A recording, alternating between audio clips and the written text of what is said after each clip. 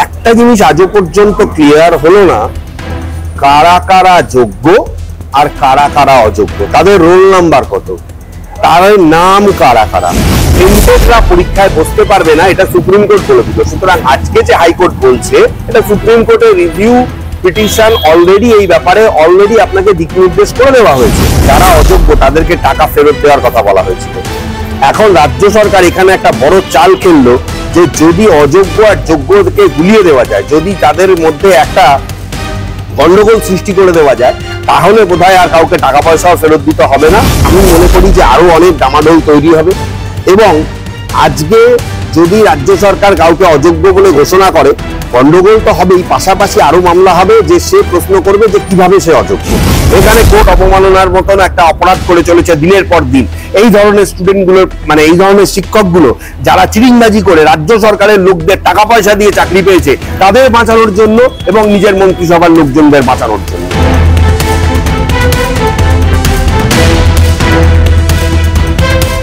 শ্রমিকদা, আপনাকে মাধ্যমে স্বাগত। ধন্যবাদ। দাদা, এসএসসি নতুন নিয়োগ সংক্রান্ত মামলায় আদালত একটি বড় নির্দেশ দিয়েছে, সেখানে বিচারপতি জানিয়েছেন যে যে নতুন নিয়োগ প্রক্রিয়া শুরু হয়েছে তাতে নির্দিষ্টভাবে চিহ্নিত অযোগ্যরা অংশ নিতে পারবেন না।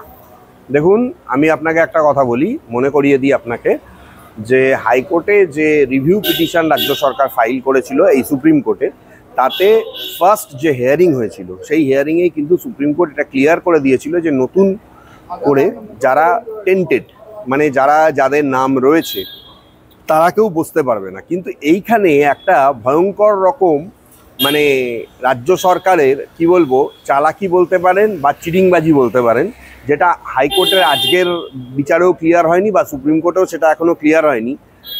হাইকোর্টে প্রথম থেকেই রাজ্য সরকার একটা সময় গিয়ে বলেছিল যে অযোগ্য কিছু রয়েছে, যেটা আমরা দেবাংশু বসাকের ডিভিশন বেঞ্চের যে ফাইনাল অর্ডার, সেই ফাইনাল অর্ডারেও আমরা দেখতে পেয়েছিলাম। কিন্তু সুপ্রিম কোর্টে তারপরেও যখন মামলা গেল, রিভিউ পিটিশন হলো, বিভিন্ন মামলা হলো, একটা জিনিস আজও পর্যন্ত ক্লিয়ার হলো না, কারা কারা যোগ্য আর কারা কারা অযোগ্য, তাদের রোল নাম্বার কত, তাদের নাম কারা কারা। শুধুমাত্র বলা হচ্ছে এতজন যোগ্য এতজন অযোগ্য। তার মানে আজকে রাজ্য সরকার যত জায়গায় এফিডেভিট দিয়ে বলেছে যে তাদের কাছে এটা প্রমাণ করার মতন আর কোনো জায়গা নেই, রাস্তা নেই, এটা সম্পূর্ণ তারা এখনো পর্যন্ত কিন্তু কোর্টকে মিথ্যে কথা বলে যাচ্ছে।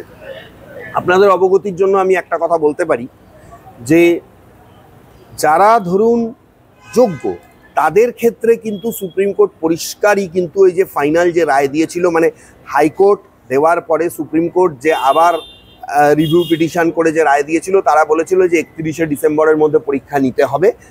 আর হচ্ছে সেখানে কিন্তু অযোগ্যদের বিষয়ে কিছু বলা হয়নি, সেখানে কোনো কিছুই সেই ব্যাপারটা উল্লেখ করা হয়নি। কিন্তু রাজ্য সরকার তাদের নিজেদের মানে মাথা বাঁচানোর জন্য সেটাকে রিভিউ করলো। রিভিউ করে আমি মনে করি যে আরও বড় ক্ষতি হয়ে গেল, যেটা টেন্টেডরা পরীক্ষায় বসতে পারবে না, এটা সুপ্রিম কোর্ট বলে দিল। সুতরাং আজকে যে হাইকোর্ট বলছে, এটা সুপ্রিম কোর্টের রিভিউ পিটিশন অলরেডি এই ব্যাপারে অলরেডি আপনাকে দিক নির্দেশ করে দেওয়া হয়েছে। সুতরাং আজকে হাইকোর্টে এটা বলতে তো আর কোনো বাধা নেই। এটা বলুন। কিন্তু আমরা দেখলাম এসএসসি এর এবং রাজ্যের যিনি আইনজীবী তিনি বলছেন যে নাকি সুপ্রিম কোর্টের নির্দেশ অনুযায়ী নির্দিষ্টভাবে চিহ্নিত অযোগ্যরা বয়সজনিত ছাড় পাবেন না, কিন্তু তারা যে নিয়োগ প্রক্রিয়ায় অংশগ্রহণ করতে পারবেন না এমন কোনো নির্দেশ তো দেওয়া হয়নি। দেখুন, যারা এই কথাগুলো বলছেন তারা হয়তো অর্ধসত্য অথবা রায় না পড়ে কথা বলছেন। আপনাকে একটা কথা অবগতির জন্য বলা ভালো আমার মনে হয়। আমি বলবো যারা আপনাদের আজকে এই প্রশ্নগুলো করছেন, সুপ্রিম কোর্টের জাস্টিস চন্দ্রচূড়ের দেওয়া যে ফাইনাল যে রায়, মানে হচ্ছে যে দেবাংশু বসাকের রায়ের পরে যেটা অ্যাপিল হয়ে গেছিল, সেই রায়টা আমি তাদেরকে পড়তে বলবো, এবং বা দেবাংশু বসাকের যে রায়টাকে আপহেল্ড করা হয়েছিল সেই রায়টাকে আমরা তাকে পড়তে বলবো। দেখুন, সেই রায়ে এটা নির্দিষ্ট করে সত্যিকারেরই বলা ছিল না যে যোগ্য বা অযোগ্য, যারা পরীক্ষায় বসতে পারবে কি পারবে না এই বিষয়ে কিন্তু কোনোভাবে কোনো কিছু ছিল না। শুধু 31শে ডিসেম্বরের মধ্যে পরীক্ষা নিতে হবে এই বিষয়গুলো বলা ছিল। এখন এইটা কিন্তু রাজ্য সরকার রিভিউ পিটিশন করে পরবর্তীকালে যখন মামলা হয়েছে তখন এই কথাগুলো বলা হয়েছে। আর একটা বড় বিষয় হচ্ছে যে যারা অযোগ্য তাদেরকে টাকা ফেরত দেওয়ার কথা বলা হয়েছিল। এখন রাজ্য সরকার এখানে একটা বড় চাল খেললো যে যদি অযোগ্য আর যোগ্যকে গুলিয়ে দেওয়া যায়, যদি তাদের মধ্যে একটা গন্ডগোল সৃষ্টি করে দেওয়া যায়, তাহলে বোধহয় আর কাউকে টাকা পয়সাও ফেরত দিতে হবে না। এমনকি আমার যেটা মনে হয় যে রাজ্য সরকারকেও পরীক্ষা নেওয়ার হ্যাপা থেকে রাজ্য সরকারও বেঁচে যাবে। কারণ আজকে যদি আপনি অযোগ্য কাউকে বলেন, তাহলে সে আজকে এই প্রশ্নটা করবে যে 3 বছর ধরে হাইকোর্ট এবং সুপ্রিম কোর্টে আজকে সেই পার্টিকুলার ব্যক্তি বা সেই কয়েক হাজার স্টুডেন্ট, মানে যারা আমি বলবো যে শিক্ষক, তারা এই প্রশ্নটা কোর্টে গিয়ে আবার করবে, তাদের কাছে ওপেন হয়ে গেল যে এতদিন তো বলা হয়নি। এই গ্রাউন্ডের জন্য আজকে কিভাবে বলা হচ্ছে, যদিও রাজ্য সরকার একটা খেলা খেলেছে এর মধ্যে, সেটা আপনাদের বলি। রাজ্য সরকার জানে কারা যোগ্য কারা অযোগ্য। আপনি হাইকোর্ট, এই সুপ্রিম কোর্ট বলেছিল এসএসসিকে তালিকা প্রকাশ করতে, এসএসসিতে তালিকা প্রকাশ হয়নি, কিন্তু স্কুলে তালিকা গেছে, তারা চাকরি করছেন এবং সেই তালিকায় অনেকের নাম বাদ, যারা আগে চাকরি করতেন। সুতরাং ধরে নিতে হবে যাদের নাম বাদ গেছে তারা সবাই অযোগ্য, কিন্তু এটা প্রসেস নয়। সুপ্রিম কোর্ট এই প্রসেসের কথা কোথাও বলেনি। সুতরাং এই প্রক্রিয়ায়, এই নিয়োগ প্রক্রিয়ায় এখানে আমি মনে করি যে আরও অনেক ডামাডোল তৈরি হবে। এবং আজকে যদি রাজ্য সরকার কাউকে অযোগ্য বলে ঘোষণা করে, গণ্ডগোল তো হবেই, পাশাপাশি আরও মামলা হবে যে সে প্রশ্ন করবে যে কিভাবে সে অযোগ্য। কারণ যোগ্য অযোগ্যের যে মাপকাঠি, সেই মাপকাঠি অনুযায়ী এত যোগ্য এত অযোগ্য বলা হয়েছে, কিন্তু তারা কারা, হু আর দোজ, কিভাবে তারা সেগ্রিগেটেড হবে, সেই বিষয়টা নিয়ে আজও পর্যন্ত কোথাও কোনো কথা বলা হয়নি। দাদা, আমরা দেখলাম আজকে আদালতে একেবারে নির্দিষ্ট যারা একেবারে চিহ্নিত অযোগ্য তাদেরই তো পাশে দাঁড়ালো রাজ্য এবং এসএসসি। হ্যাঁ, চিহ্নিত অযোগ্য, কিন্তু কারা, সেই লিস্টটা কই? সেটা কি আদালতে পেশ হয়েছে? আজকেও সেটা পেশ হয়নি। আজকে আপনি যে মামলার কথা বলছেন, এতদিন সুপ্রিম কোর্ট হাইকোর্টে 3 বছরে পেশ হয়নি। আজকে এই মামলার যেখানে প্রায় সমস্ত দরজাই বন্ধ, তারা গিয়ে এই মামলার, দেখুন কেন রাজ্য সরকার দাঁড়াবে না, আপনাকে এটা চিন্তা করতে হবে। আজকে যদি তাদের পাশে না দাঁড়ায়, প্রথমত রাজ্য সরকারের বিরুদ্ধে যেরকম বিক্ষোভ এবং বিরোধ তৈরি হয়েছিল এই মামলা নিয়ে আরও বেশি করে হবে, এটা একটা বিষয়। আর একটা বিষয় হচ্ছে যে রাজ্য সরকার জানে তাদেরকে টাকা ফেরত দেওয়ার কথা উঠলেই এবার এই অযোগ্যরা অনেকেই যারা সাদা খাতা জমা দিয়ে বা 5-10 পেয়ে চাকরি পেয়েছে, তারা আজকে আঙুলের তীরটা রাখাবে যে কাকে তারা টাকা দিয়েছে। ঠিক আছে, সেখানে কোন মন্ত্রীর হাত ঘুরে, কোন এমএলএ, কোন এমপির হাত ঘুরে সেই টাকাটা কোথায় ঢুকেছে, শান্তিনিকেতন বিল্ডিংয়ে গেছে কি নাকি কালীঘাটের বাড়িতে গেছে, সেইটা পুরোপুরি পরিষ্কার হয়ে চলে আসবে, যেটা কানাঘুষো শোনা যায়। আর একটা বিষয় হচ্ছে যে যদি আজকে অযোগ্যরা চিহ্নিত হয়ে যায়, তাহলে স্বাভাবিকভাবেই এই প্রশ্নটা উঠবে, এই যে যোগ্য এবং অযোগ্য, এই যে দুটো যে এই ইস্যুটা এখনো পর্যন্ত কেন সেগ্রিগেশন হলো না? আজকে কি এমন ঘটনা ঘটলো যে আজকে তারা চিহ্নিত হয়ে গেল? আমার বক্তব্য খুব ক্লিয়ার এবং খুব পরিষ্কার। মামলা হাজার হয়ে যাক, রাজ্য সরকার সেই লিস্টটা কি দিয়েছে যে এই রোল নাম্বার যোগ্য এবং এই রোল নাম্বার অযোগ্য? রাজ্য সরকার যেটা করছে, জাস্ট এই অর্ডারগুলো হয়েছে, এই অর্ডারগুলোকে বিচারপতিদের একটা ভুল বোঝানোর চেষ্টা করছে রাজ্য সরকার। আমি কথাটা বলতে বাধ্য হলাম। কেন ক্লিয়ার লিস্ট দেওয়া হবে না? সুপ্রিম কোর্ট যেখানে ক্লিয়ার লিস্ট চেয়েছে, হাইকোর্ট চাইছে, সেখানে রাজ্য সরকার, এখানে কোর্ট অবমাননার মতন একটা অপরাধ করে চলেছে দিনের পর দিন। এই ধরনের স্টুডেন্টগুলোর, মানে এই ধরনের শিক্ষকগুলো যারা চিরিংবাজি করে রাজ্য সরকারের লোকদের টাকা পয়সা দিয়ে চাকরি পেয়েছে, তাদের বাঁচানোর জন্য এবং নিজের মন্ত্রিসভার লোকজনদের বাঁচানোর জন্য। দাদা, যারা এই যোগ্য রাস্তায় বসে আছেন বা যারা এই যে বাতিল হলো যাদের চাকরি, তারা যোগ্য ছিলেন, তাদের তাহলে ভবিষ্যৎটা কি? ভবিষ্যৎ তাদের একটাই, আমি যেটা মনে করি যে ভালো করে পড়াশোনা করে, এই রাজ্য সরকারের আমলে ওই চাকরি নিয়ে আর চিন্তাভাবনা করে লাভ নেই। ভালো করে পড়াশোনা করে, যেহেতু সুপ্রিম কোর্ট এজ রিল্যাক্সেশন দিয়েছে, ভালো করে পড়াশোনা করে তারা যদি পরীক্ষা হয় 31শে ডিসেম্বরের পর, পরীক্ষা দিক এবং সেটা যদি ফেয়ার সিলেকশন হয় তাহলে চাকরি হতে পারে। কিন্তু এখানেও একটা বিষয় রয়েছে, আদৌ কি পরীক্ষা হবে?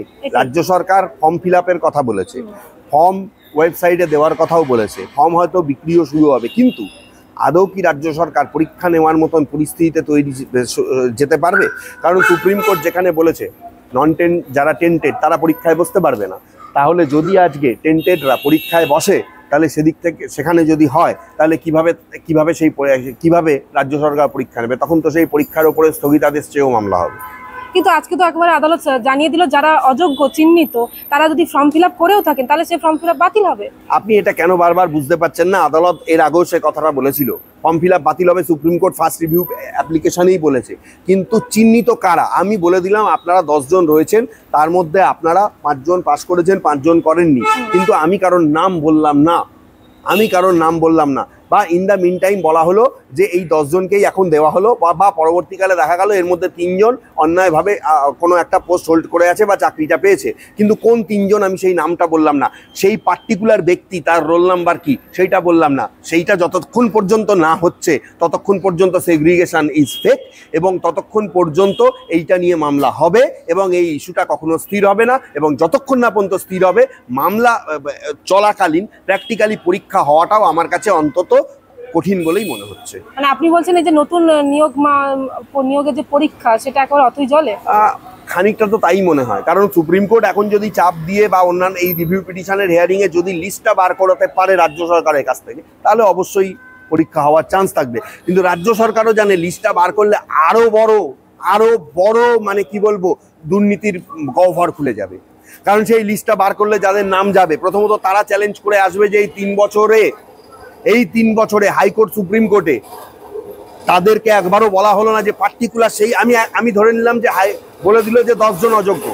এই যে 10 জনের কথা বলা হবে, এই 10 জন যে অযোগ্য, ঠিক আছে, এই 10 জন কিভাবে অযোগ্য হলো সেই ইস্যুটা আপনাকে প্রথমে বার করতে হবে।